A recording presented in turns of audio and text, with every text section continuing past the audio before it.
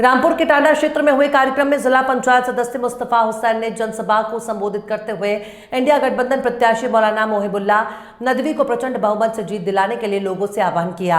कहा कि बीजेपी देश में नफरत फैलाने का काम कर रही है।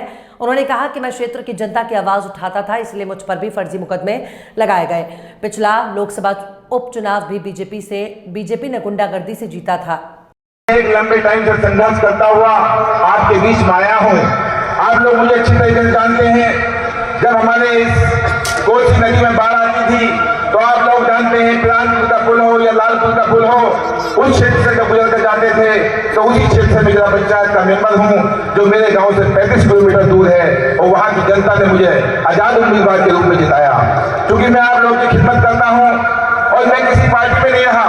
आप जानते हैं मैं जयप्रकाश जी के साथ 10 साल रहा, और अब मैं सब चीजों को छोड़कर मौलाना मोहिबुल्लाह साहब के साथ इसलिए आया हूं कि आज हमें जरूरत है भारतीय जनता पार्टी जो हमारे बीच नफरत फैला रही है उसको हराने के लिए बहुत जरूरत है। क्योंकि मेरे भाइयों, खासकर टांडा के वासियों, आप लोगों को पता है इस तरह का खौफ भाजपा ने बनाया है।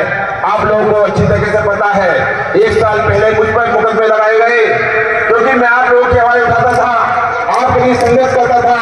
कुछ भाजपा से जुड़े हमारे ही लोगों ने मुझ पे मुकदमे लगाकर जेल भेजने की कोशिश की, लेकिन मैं डरा नहीं। आज आपके बीच में आया हूँ और यही कहने के लिए आया हूँ कि टांडा के भाइयों, मौलाना साहब ने टांडा के इंस्पेक्टर साहब को हटवा दिया, चौकी दरियाल के इंस्पेक्टर दवा को हटवा दिया, इसलिए कि वो हम लोगों पर जांच करता था।